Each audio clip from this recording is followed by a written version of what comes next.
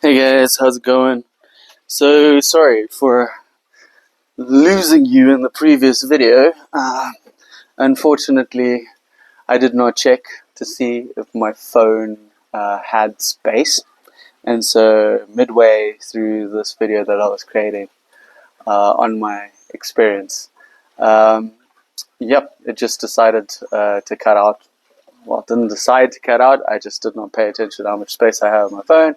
And there we go. These are the consequences of not paying attention, guys. But honestly, I feel like it's a little bit of a training ground for me to carry on doing what I said I was going to do and carry on and finish the video that I said I was going to create, even if it is in two separate videos now. It also gives me faith in myself that even if something doesn't go 100% my way, as I've spoken in previous videos, that I can still go ahead and do what I need to do regardless of it not going 100% my way.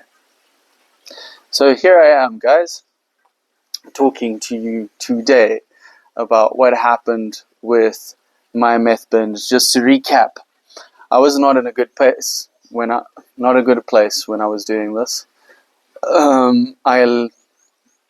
I wouldn't have been doing this had I been in a good place. I wouldn't be doing this in a place like I am now, feeling as fulfilled as I am now. I don't think, even if I were to do it now, I don't think it would have the same hold. It wouldn't have the same grip that it did during this experience. And what's crazy about it is that it is one of those things that you feel like not much is going on. You feel like it isn't in control of you because of how little you're doing it in comparison to other drugs such as cocaine. It's very powerful. You only need to take a little bit and it lasts you like 3 to 4 hours. Whereas with cocaine, you're topping up constantly, so it's very visible the amount that you're doing. But with meth, it looks, oh, I'm not doing that much. In reality, in the background, you're doing like a lot of damage to your body. You're doing a lot of damage to your mind, to literally your brain. It is neurotoxic, and it tricks you because I felt like I wasn't getting the come downs that I would get from other stuff, and it was very utilitarian. I could get a lot done on this. But it gives you a lot up front, but then takes a crap load on the back end. So highly inadvisable, guys. So it got to about 3 days in before I started to realize that, oh, I'm actually in trouble here and I can't stop. And I'd never experienced that with anything else before. Everything else I'd done max for a couple of days, and I definitely didn't do it all day. But with this stuff, I was doing it all day from the time that I woke up till the time I went to bed. And it was just crazy, guys, because it was just absolute ridiculous behavior. I did a lot of damage to my body. So it got to about day 4 or 5, my hands are turning blue at this stage because it's a vasoconstrictor. So it takes all the blood from your extremities and puts it to your major organs, your heart, your brain. And yeah, it just basically sends your body and your mind into overdrive at the cost of poisoning your system, as it was occurring to me in real time. My hands were like blocks of ice. They were cold. Anyone who touched them was like, yo, dude, what the heck's up with your hands? And yeah, it was just intense. It got to about day 5.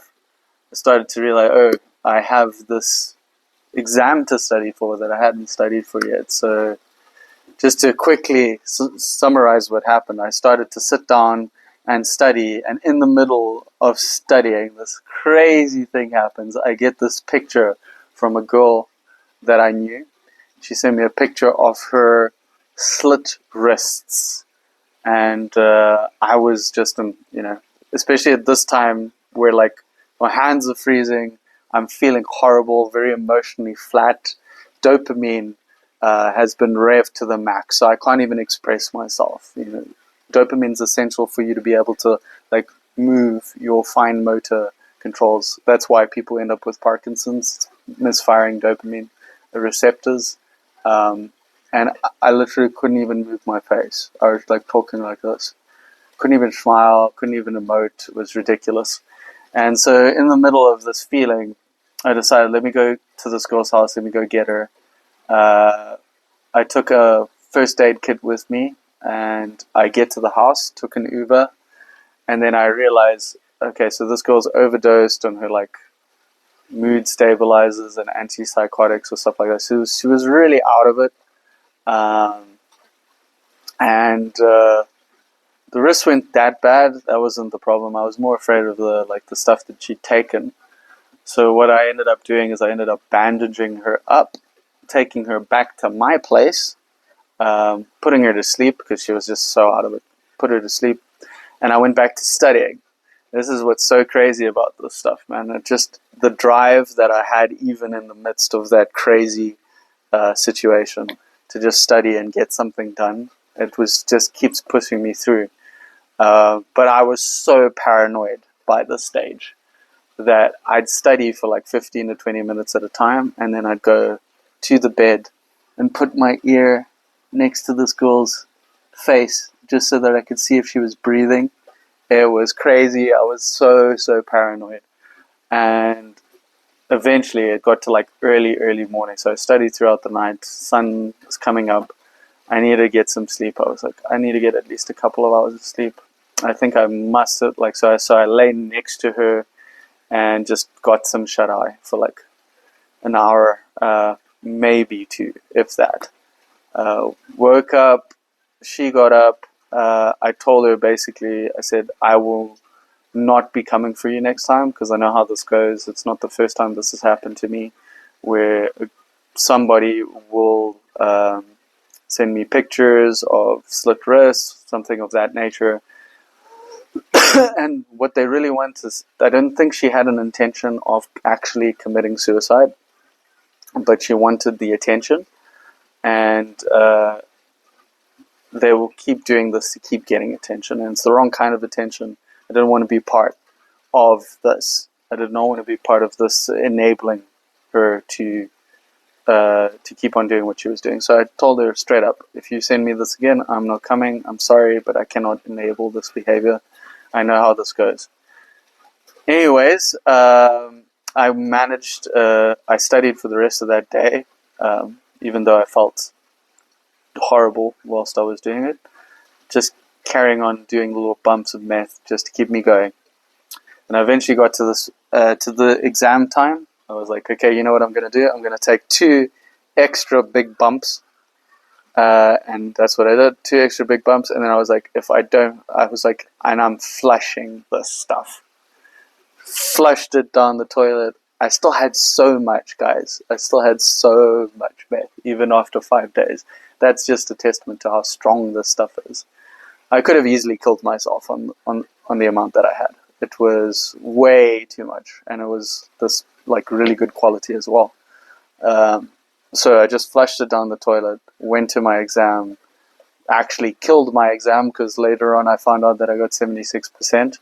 So just crazy how that's even possible given the state that I was in.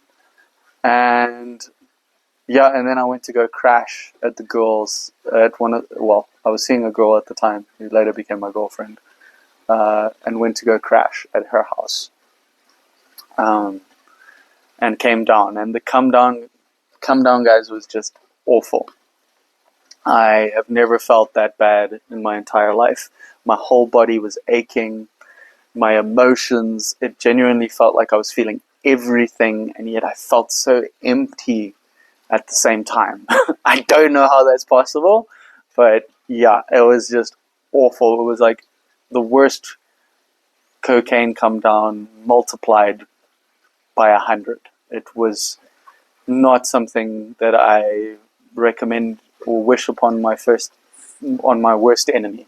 It's a horrible experience. And what's worse is actually that very next day, my parents were visiting from Zimbabwe, and they looked at me and they were like, "You look like you're in such a state," and they threatened me that day. They were just like, we're just going to withdraw all support from you and everything if you don't get it together, because we're tired of supporting you through all this. Because they knew that obviously I was doing drugs, and I think I came clean to them, if I'm not mistaken, about like my drug use. because I looked terrible. I had to have some reason for the way I looked, and my continued alcohol abuse. And that was, I wish I could say that was the end of my patterns of abuse, but no. Honestly, for the next couple of months, I still went and drank every couple of days, still went and binged. But something had changed in me. I think I genuinely scared myself because I'd gotten to the stage in my existence where I had become the very thing that I said I would never become. And that is, doing meth. I never thought that I was going to be that guy. I never thought I'd wind up there. But it just goes to show you guys that if you do not address these issues, just how they can fester and get worse and worse and worse, and wind up, and then you can wind up in a place where you're doing hard drugs like this, and it's not fun and games anymore. But it all started, with something innocent, or just getting drunk with my friends when I was 15 and just abusing alcohol. And it can wind up. Not everyone winds up like I did, but it can wind up in that space, especially if you're doing it from the wrong place. Some people are just having fun. But I wasn't having fun. I was doing it from a place of emptiness and feeling unfulfilled. And it wasn't something I just left. I got to this age now, I was like 23, and I should have been taking life seriously. I should have been taking university seriously. But nope. There I was, just a continued abuse of drugs and alcohol, and it was getting worse. And luckily, when I got to the 24th of December 2018, I actually gave up drinking. It was the day that I came home from university that year. And I just gave it up. Just stopped. I think I genuinely scared myself badly from that experience, and it was time to change. It's time to change things up. But it just goes to show how quickly things can get out of hand. And it all starts with people think, okay, this story is about meth particularly, but people think that alcohol is just play substance. But alcohol really, it's one of the most hardcore drugs out there, and the only reason that that people accept it the way they do is, because it is societally acceptable. It's a societally acceptable way of altering your consciousness. But I can tell you that I made some of my worst decisions under the influence of alcohol that I've ever made in my life, and it's probably been one of the most destructive drugs in existence. And I'm lucky to get to this place now where I have a very healthy relationship with it. I don't feel the need to abuse alcohol like I did. I can literally have one drink and quit there and then. And I've been able to do that for a very long period of time. I'm not scared at all about being an alcoholic. I've left that identity behind me. It doesn't exist. I'm a person who has a drink every once in a while, but I do not identify as a drinker.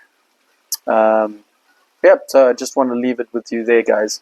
This is more of a warning to just tell you how things can get out of hand. I'm not going to be that guy who's going to be like, drugs are bad, okay. I think every drug has its use in existence, maybe even methamphetamine. There's Disoxin, which is medicated methamphetamine for people with severe ADHD and things like that. So I think there is a place for things like this. And I'm not going to say that it wasn't fun, because it was a hell of a lot of fun. But I'm just letting you know that the consequences and what happened as a result of the methamphetamine were not, it's fun while it's happening. The after effects are not worth that experience. You might as well just learn how to foster that confidence in yourself, learn how to foster that state of productivity in yourself through meditation, through prayer, through optimizing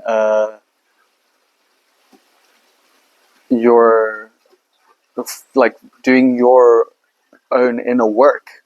That's a much more sustainable way of getting into places like that. You don't need to completely rev your body until it gives out, like I did. Yeah. So yeah, guys, it's more of a warning. Not a warning, but a story, a narrative telling you about my experience. Not telling you what to do out there, guys, but I do advocate just for responsible use of anything, and also just to be like open and honest about my experience with it, so that people don't wind up doing or making the same mistakes that I did. So, in conclusion, guys, have a wonderful day, and I hope this video finds you well. I'll see you next time.